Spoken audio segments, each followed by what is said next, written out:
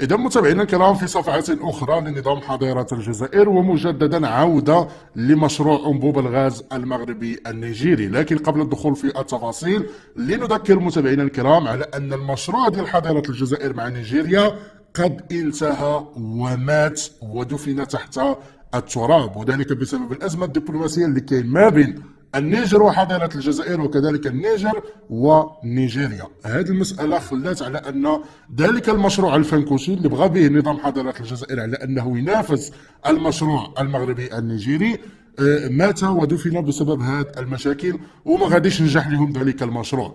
الآن أجوا ندخلوا لبعض التفاصيل المهمة وتصريح للرئيس النيجيري. رئيس نيجيريا متابعينا الكرام يصرح ويقول على أنه ملتزم شخصيا ببناء انبوب الغاز المغربي النيجيري. وهنا غادي نقرا لكم احد البيانات ديال الحكومه النيجيريه الذي قال على ان الرئيس بولا احمد ملتزم او اعلن شخصيا التزامه بخط انبوب الغاز نيجيريا المغرب، مبديا استعداده لمده بالغاز الطبيعي بمجرد الشروع في تشغيله او اكمال بنائه. وأورد بيان للمتحدث باسم وزير الدولة للموارد البترولية أن هذا الأخير أخبر وزيرة الطاقة والتنمية المستدامة المغربية ليلى بن علي أن رئيس البلاد متحمس وملتزم بإنجاز المشروع وإنجاح هذا المشروع. وأضاف أنه أكد التزام نيجيريا بمده بالغاز دون انقطاع فور بدء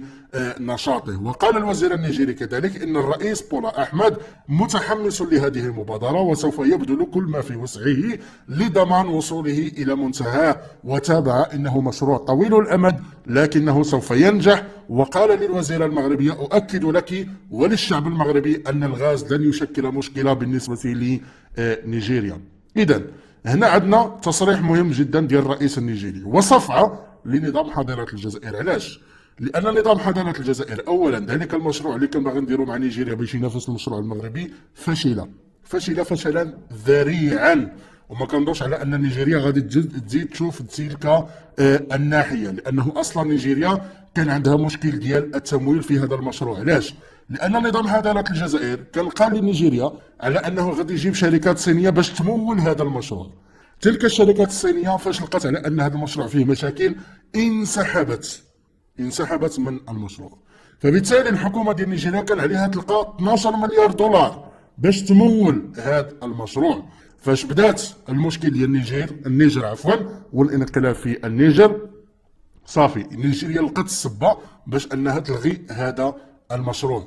الان كنشوفوا تصريحات على اعلى المستويات من الرئيس ديال نيجيريا يعلن انه شخصيا ملتزم بهذا المشروع وانه متحمس لهذا المشروع، مشروع انبوب الغاز المغربي النيجيري. وقال في التصريحات ديالو على ان فور اكتمال بناء هذا المشروع غادي تعطى الانطلاقه ديال مده بالغاز بدون انقطاع.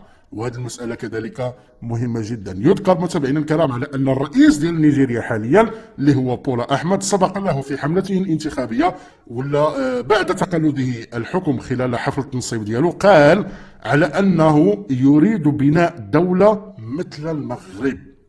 هادشي قالوا هو، وكان هناك تصريح بالصوت والصورة قال على أنه يريد أن يبني دولة مثل المغرب، أي أنه كيشوف المغرب كدولة قدوة، يعني من ناحية الاقتصاد، من ناحية المشاريع، من ناحية البنية التحتية، من ناحية مجموعة من الأمور. ويقول وصرح على أنه باغي يبني دولة مثل المغرب، أي أنه في العهد ديالو ولا في الفترة اللي كيحكم فيها الآن غادي تكون العلاقات المغربية النيجيرية مميزة بكل ما تحمل الكلمة من معنى.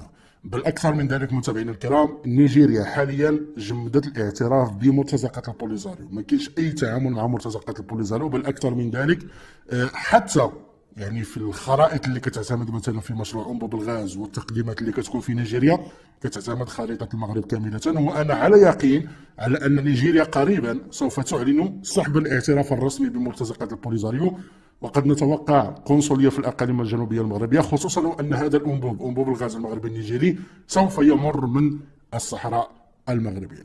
متابعينا الكرام، أراكم في فيديو قادم.